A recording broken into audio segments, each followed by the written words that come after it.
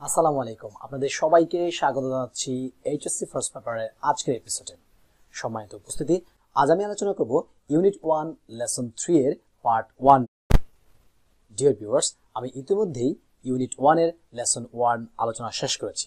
আপনারা চাইলেই video description থেকে লেসন 1 এর আলোচনা দেখে নিতে পারেন। তো চলুন শুরু করছি ইউনিট 1 লেসন 3 এর পার্ট 1। বছর শেষে আপনার মনের মতো শপিং করতে দারাজ বাংলাদেশ আবারও নিয়ে আসছে দারাজ 12-12 ক্যাম্পেইন, যেখানে থাকছে আকর্ষণীয় সব অফার, ডিলস এবং ডিসকাউন্টস। দারাজ থেকে শপিং করতে ক্লিক করুন ডেসক্রিপশন বক্সের লিংকে।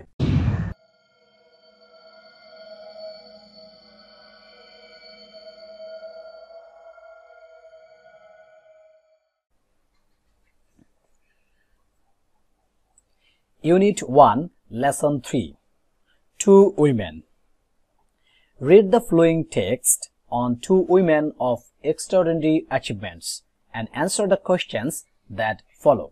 দুই নারীর অসাধারণ অর্জনের উপর টেক্সটটি পড়ুন এবং কোশ্চেনগুলো উত্তর করুন। Valentina Tereshkova, born on 6th March 1937. Valentina Tereshkova 1937 সালের 6 মার্চ জন্মগ্রহণ করেছিলেন। Valentina Tereshkova was born in the village Maslenikovo, Totoyevsk district in central Russia. Valentina Tereshkova মধ্য রাশিয়ার তুতয়েভস্ক জেলার মাসলেনিকোভো গ্রামে জন্মগ্রহণ করেছিলেন। Tereshkova's father was a tractor driver and her mother worked in a textile plant. Tereshkovaর বাবা একজন ট্রাক্টর ড্রাইভার ছিলেন এবং তার মা একটি বস্ত্র প্লান্টে কাজ করতেন। It means her family was not so affluent. Okay, as her father was a tractor driver and mother worked in a textile plant. The sentence indicates that her family was not rich. Tereshkova began school in 1945 at the age of 8, but left school in 1953 and continued her education through distance learning.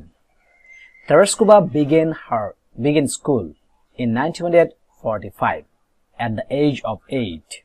Tereshkova 1945 সালে 8 বছর বয়সে স্কুলে যাওয়া শুরু করেছিলেন। But left in 1953, কিন্তু left তিনি school ত্যাগ করেছিলেন, স্কুল ছেড়ে দিয়েছিলেন in 1953। এর মানে হচ্ছে উনি 1945 সালে স্কুলে যাওয়া শুরু করেছিলেন এবং ঠিক তার 8 বছর পরে 1953 সালে স্কুল ছেড়ে চলে আসছিলেন। এর মানে উনি আনুষ্ঠানিক বা প্রাতিষ্ঠানিক যে পড়াশোনা সেটা বেশি দিন কন্টিনিউ করতে পারেননি। and continued her education, এবং তিনি তার পড়াশোনা চালিয়ে গিয়েছিলেন, কন্টিনিউড চালিয়ে যাওয়া, her education তার পড়াশোনা তিনি চালিয়ে গিয়েছিলেন through মাধ্যমে, ডিস্টেন্স লার্নিং দূরশিক্ষণের মাধ্যমে। তিনি তখন সরাসরি শিক্ষা প্রতিষ্ঠানে না গিয়ে দূরশিক্ষণের মাধ্যমে তিনি তার পড়াশোনা চালিয়ে গিয়েছিলেন। She became interested in parachuting from a young age and trained in skydiving at a local aero club, making her first jump at age 22 on 21st May 1959. She became interested, তিনি আগ্রহী হয়েছিলেন in parachuting, প্যারাশুটিং হচ্ছে কোনো উঁচু স্থান থেকে, সেটা হতে পারে প্লেন অথবা আকাশচুম্বী ভবন থেকে ঝাঁপ দিয়ে প্যারাশুটের মাধ্যমে নিচে অবতরণ করা হচ্ছে প্যারাশুটিং।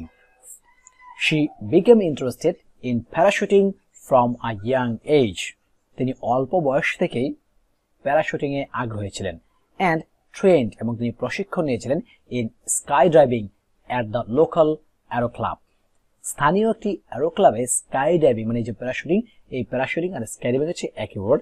এই স্কাই ডাইভিং এর উপর তিনি প্রশিক্ষণ নিয়েছিলেন, making her first jump at age 22 on 21st May 1959। তিনি 1959 সালের 21শে মার্চ তার 22 বছর বয়সে ওই লোকাল স্কাই ডাইভিং বা অ্যারো ক্লাব থেকে প্রশিক্ষণ নিয়ে তার প্রথম ঝাঁপ তিনি দিয়েছিলেন। At the time, ওই সময় she was employed as a textile worker in a local factory. At that time ওই সময় she was employed তিনি কর্মরত ছিলেন as a textile worker একটি টেক্সটাইল কর্মী হিসেবে বস্ত্রকর্মী হিসেবে in a local factory স্থানীয় কারখানাতে একটি স্থানীয় কারখানাতে ওই সময় তিনি বস্ত্র শ্রমিক হিসেবে কর্মরত ছিলেন It was her expertise in skydiving that led to her selection as a cosmonaut It was her expertise এটা ছিল তার দক্ষতা in skydiving এ তার দক্ষতা বা অভিজ্ঞতা that led to her selection যা তার নির্বাচনের ক্ষেত্রে ভূমিকা রেখেছিল as a cosmonaut একজন নভোচারী হিসেবে as an astronaut একজন নভোচারী হিসেবে তার নির্বাচিত হওয়ার ক্ষেত্রে তার এই যে স্কাইডাইভিং এর অভিজ্ঞতা সেটি গুরুত্বপূর্ণ ভূমিকা পালন করেছিল After the flight of Yuri Gagarin the first human being to travel to outer space in 1961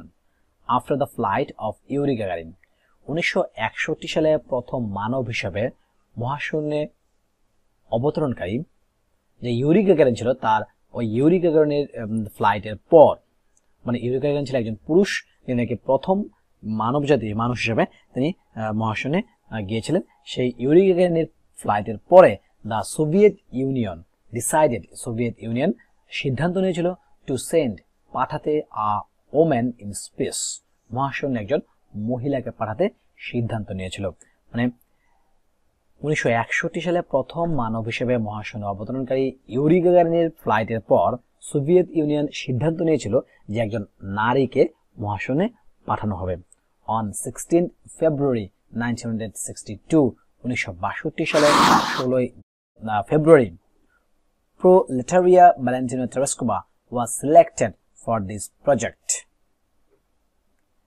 Proletaria Valentina Tereshkova ওই প্রজেক্টের জন্য ওই প্রকল্পের জন্য তিনি নির্বাচিত হয়েছিলেন from among more than 400 applicants from among more than 400 applicants 400 এরও বেশি আবেদনকারীর মধ্য থেকে 1962 সালের 16 ফেব্রুয়ারি Proletaria Valentina Tereshkova ওই প্রজেক্টের জন্য নির্বাচিত হয়েছিলেন Tereshkova had to undergo a series of training that included weightless flights, isolation tests, centrifuge test, rocket theory, spacecraft engineering, 120 parachute jumps, and pilot training in MiG-15 UTI jet fighters. Tereshkova had to undergo a series of training. বলা হচ্ছে Tereshkovaকে কয়েকটি পর্যায়ক্রমিক প্রশিক্ষণের মধ্য দিয়ে যেতে হয়েছিল had to undergo তার মধ্যে যেতে হয়েছিল a series of training কতগুলি পর্যায়ক্রমিক প্রশিক্ষণের মধ্য দিয়ে that include যে প্রশিক্ষণের মধ্যে অন্তর্ভুক্ত ছিল weightless flights ভারহীন ফ্লাইট আইসোলেশন টেস্ট পৃথকীকরণ পরীক্ষা centrifuge test rocket theory rocket তত্ত্ব স্পেসক্রাফট ইঞ্জিনিয়ারিং মহাকাশযান ইঞ্জিনিয়ারিং 120 parachute jumps 120টি প্যারাশুট ঝাঁপ and pilot training in MiG-15 UIT jet fighters এবং MiG-15 UIT jet fighters এর পাইলট ট্রেনিংও তাকে নিতে হয়েছিল